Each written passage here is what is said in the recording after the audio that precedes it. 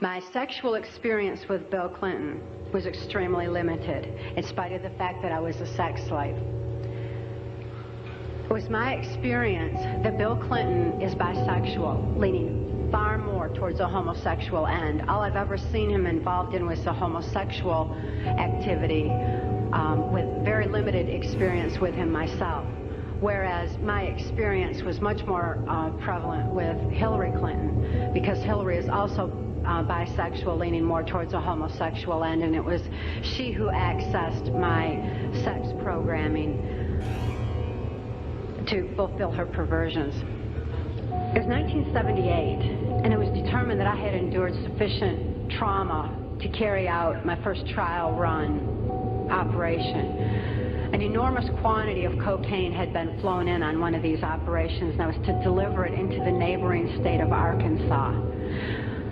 By that time, Bill Clinton's drug operation was in full swing. He was governor of Arkansas, and I delivered this cocaine to a remote airport in Ouachita Forest, which I've since identified as Mena Airport. I also delivered a little packet of information and a small quantity of cocaine, a personal stash from J. Bennett Johnston, to Bill Clinton. I delivered it to Bill Clinton, and he cut out 2 lines of the coke, and he did inhale.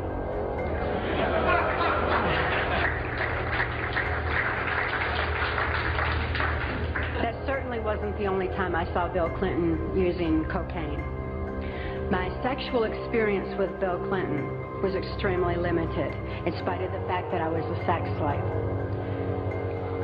It was my experience that Bill Clinton is bisexual, leaning far more towards a homosexual end. All I've ever seen him involved in was a homosexual activity, with very limited experience with him myself. Whereas my experience was much more prevalent with Hillary Clinton, because Hillary is also bisexual, leaning more towards a homosexual end, and it was she who accessed my sex programming to fulfill her perversions. People have all kinds of belief systems, and I'm sure each and every one of you has various and different belief systems as well. Regardless of what your belief system is, it is imperative that you know that these criminals are people. They are within our realm to affect. They need to be held accountable for their actions and their crimes against humanity.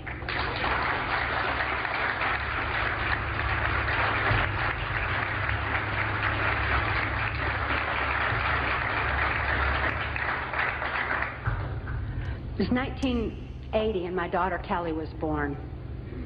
She was born directly into the MK Ultra Mind Control Project on a much higher level, a more sophisticated technological level than I was subjected to. In addition to trauma, she was subjected to harmonic mind control programming on NASA installations literally since birth, before her brain even had a chance to form.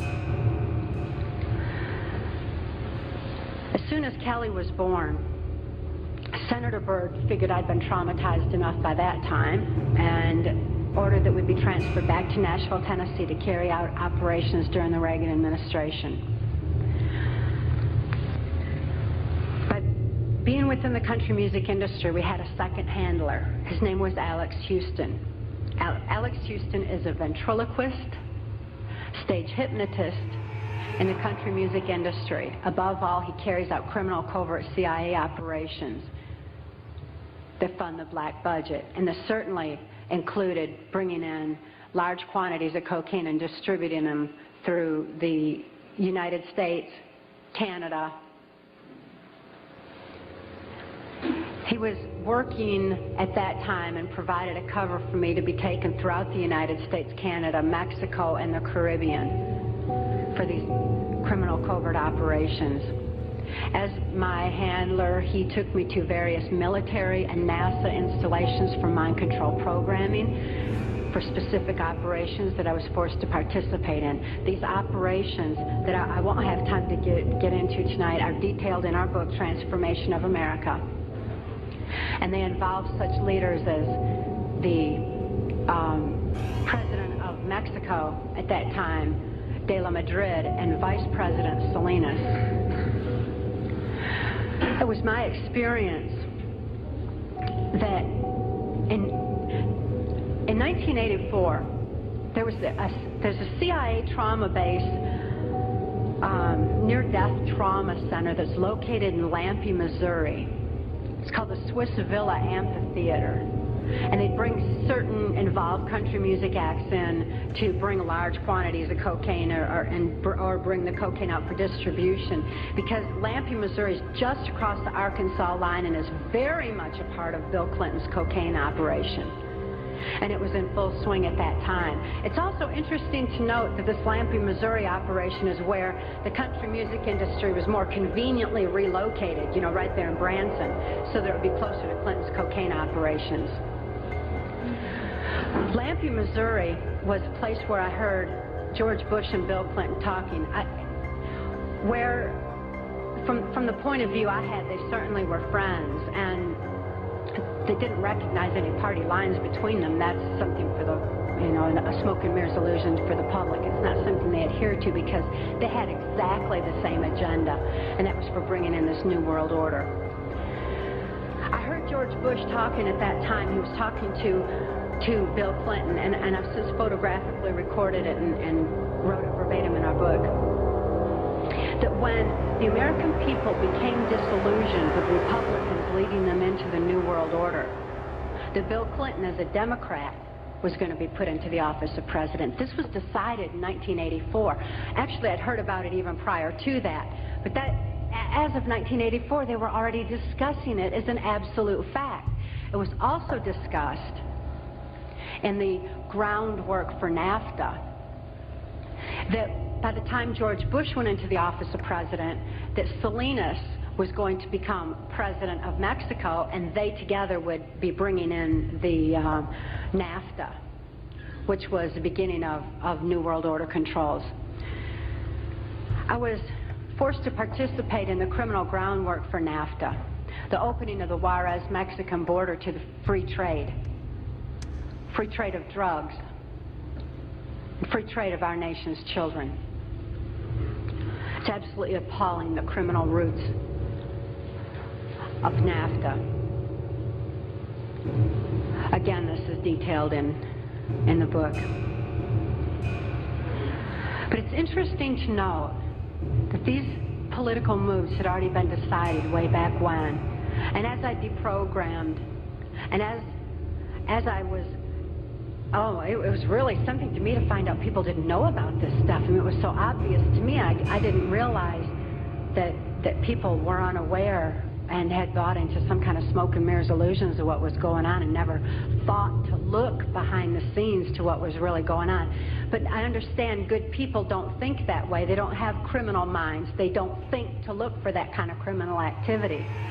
Just like these guys are limited in their thinking by immorality, good people are kind of blinded from that kind of criminal activity until their eyes are open to truth.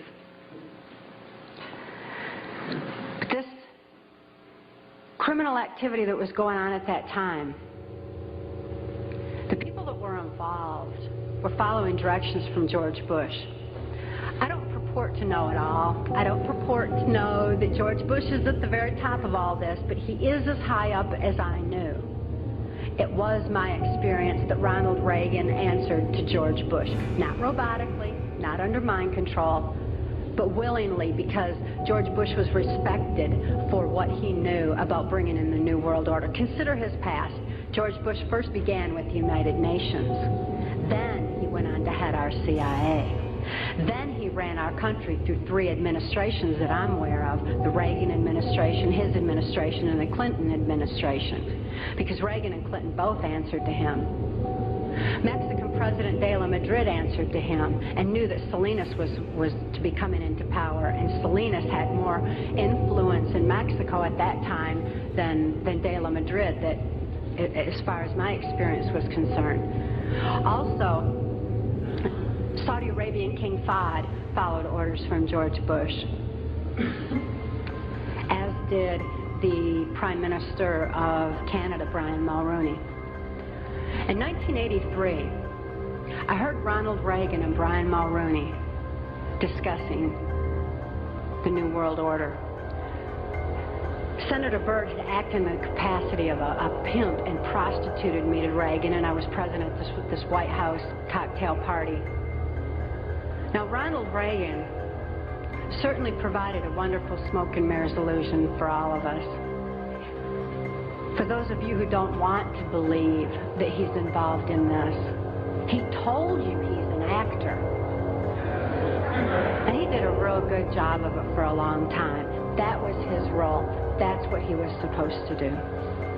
Nevertheless, I heard Ronald Reagan telling Brian Mulroney that he believed the only way to world peace was through mind control of the masses. I know from experience there's no peace of mind under mind control. And I wonder at a world peace where people don't have peace of mind. Mind control, the ramifications of mind control are far-reaching, because I also know that under mind control there's no free thought. Without free thought, there's no free will. Without God-given free will, there's no soul expression. What kind of a world peace can we have without any free will or any soul expression, without any spirituality? Mind control needs to be exposed in order that people maintain their freedom of thought, in order that people maintain their free will and have that spiritual expression, because of spirituality, when people have soul and spirituality, they're going to be acting in a capacity of love anyway. That is where world peace is, not mind control.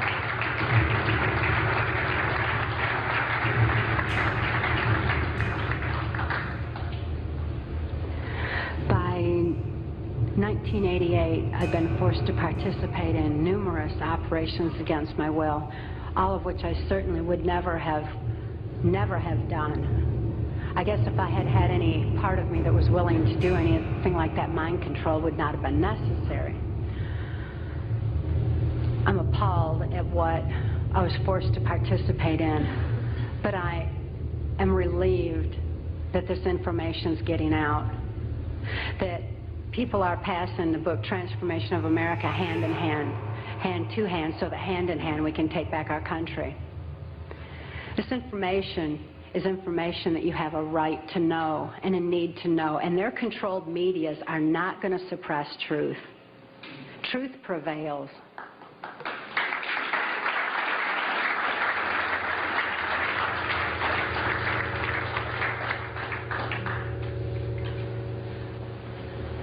In 1988, Mark rescued my daughter Kelly and I. We couldn't think to escape. I couldn't think to save my daughter any more than I could think to save myself.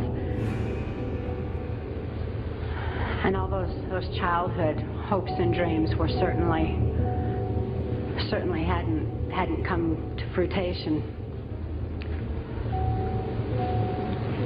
When Mark rescued Kelly and I, we didn't have any ability to even hope for good people. We didn't know they even existed. We didn't have a capacity to trust anyone. It wasn't within our realm of experience. I couldn't think to reason that Mark was a good guy. But I'd seen him with his animals. And even though I didn't have any ability to consciously reason, and Kelly didn't have any ability to consciously reason things out or to think things out, we had this extra sense developed. We sensed things very strongly. After all, when you consider that we use, 10% of our brain, we'd been like blasted into other parts of our brain, and these parts of our brain were real perceptive on what's considered, I suppose, psychic levels by some definition. When we had a sense for things, kind of like the animals did. And we noticed that the animals loved Mark. He had these raccoons that he'd rescued. He had 3 raccoons, and they all loved him, and they hugged him, and they wrapped their arms around his neck, and they patted on his face and kissed him. And, you know, that was really a neat thing for us to see, because we had only seen our animals abused.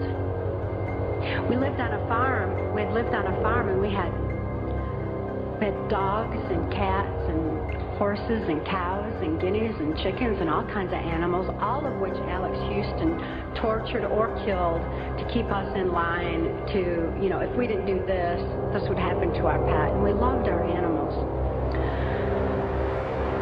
Please bear this in mind, that people who abuse children oftentimes abuse animals.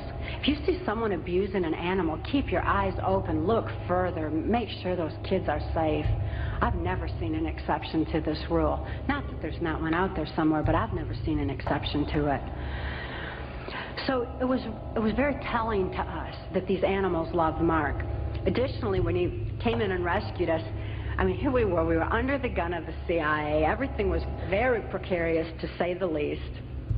I was 30 years old. I was supposed to be killed, as most mind-controlled slaves are at the age of 30. Besides, I was considered too old for sex by that time, so I was supposed to be wiped out.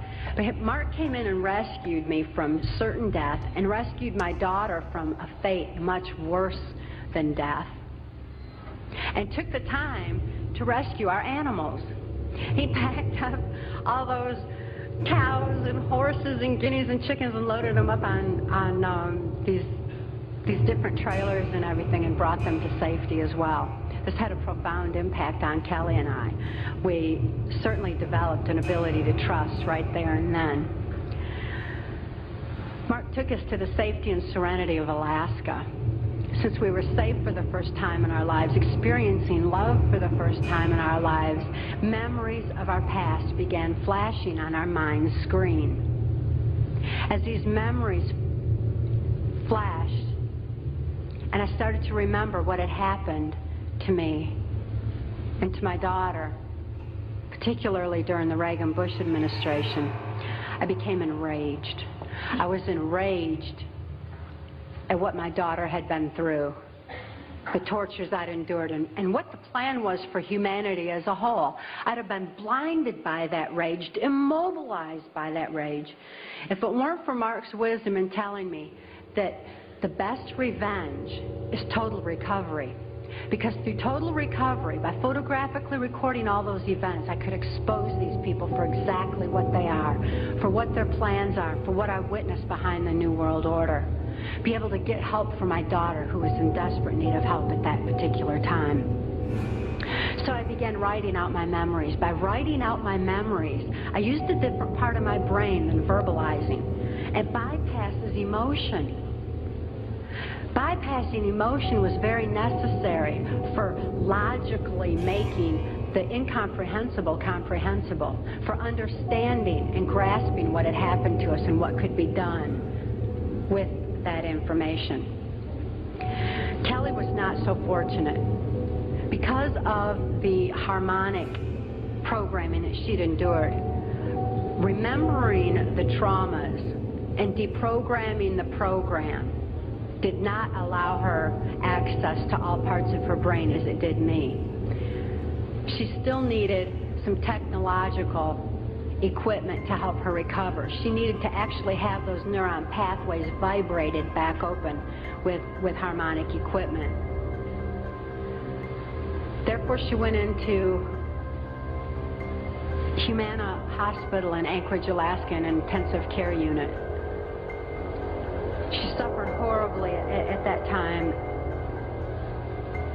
and responded only to some psychological intervention and not to any conventional medications. Kelly was actually suffering respiratory failure because mind control has advanced to the point where they know the ins and outs of the brain and the mind so well that they know how to program not only the subconscious, but to go into the primitive mind, the very area of our mind where blinking, breathing, and circulatory, heartbeat, all that is regulated. And they could go in there and put death programs in place.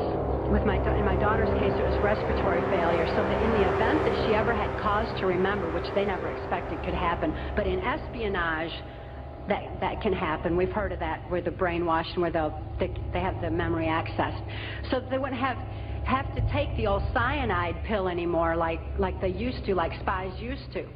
Instead, they would just simply go into respiratory failure, circulatory failure, and no information would be released at all. There was no chance of the information getting out that way.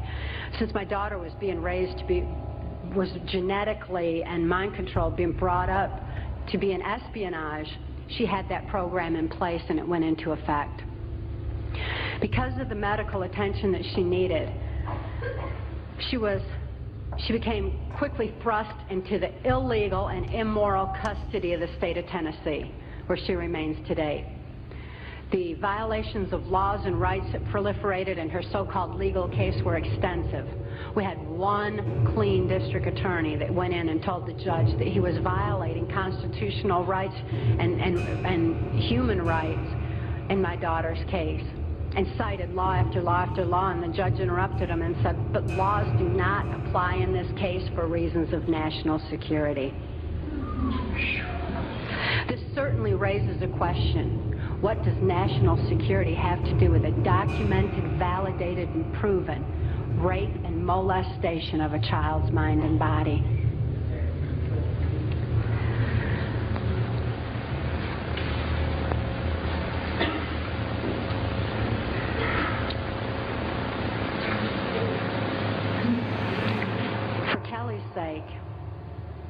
And the sake of so many other mind control survivors out there, we need to lift this veil of national security. We need to repeal the 1947 National Security Act.